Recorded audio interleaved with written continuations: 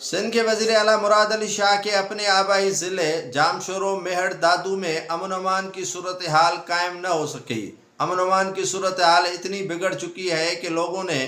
धरने दे दिए, टायर नजर आतिश किए और मुजाहरा किया। नाज़रीन, काफ़ी अरसे से सिंध में वैसे ही अमन अमान की सूरत हाल ख़राब है, लेकिन वज़ीर आला सिंध जैसे कहते हैं कि चिराग तले अंधेरा, और वज़ीर आला सिंध के अपने ही अजला में अमन अमान की सूरत हाल इतनी बिगड़ चुकी है कि लोग धरने दे रहे हैं और एहतजाजी मुजाहरे कर रहे हैं, जिसकी वजह से ट्रैफिक की रवानी सख्त मुतासर हो चुकी है। वज़ीर आला सिंध जो अमन अमान की सूरत हाल पर काबू पाने में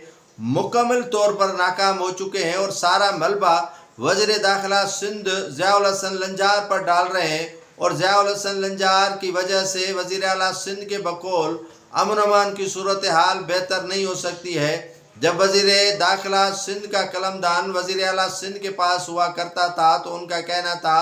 कि अमन अमान की सूरत हाल उन्होंने बेहतर बनाई, लेकिन अब वज़ीर दाखिला कोई और है। अमन अमान की सूरत हाल इस वजह से बिगड़ चुकी है। नाज़रीन, वज़ीर आला सिंध के आबाई अजला हैं जिसमें जामशोर आता है और दादू डिस्ट्रिक्ट, और इन्हीं दोनों डिस्ट्रिक्ट के दरमियान कोई फासला इतना नहीं है, लेकिन उसके बावजूद भी अमन अमान की सूरत हाल को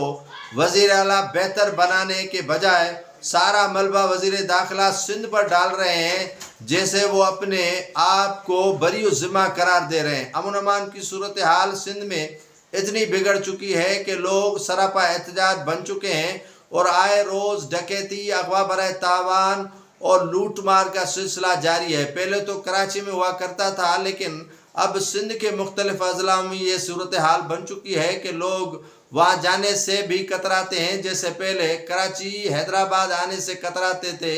या घबराते थे। इसी तरह ये सिंध के दीगर जो अजला हैं वहाँ जाने से भी घबरा रहे हैं।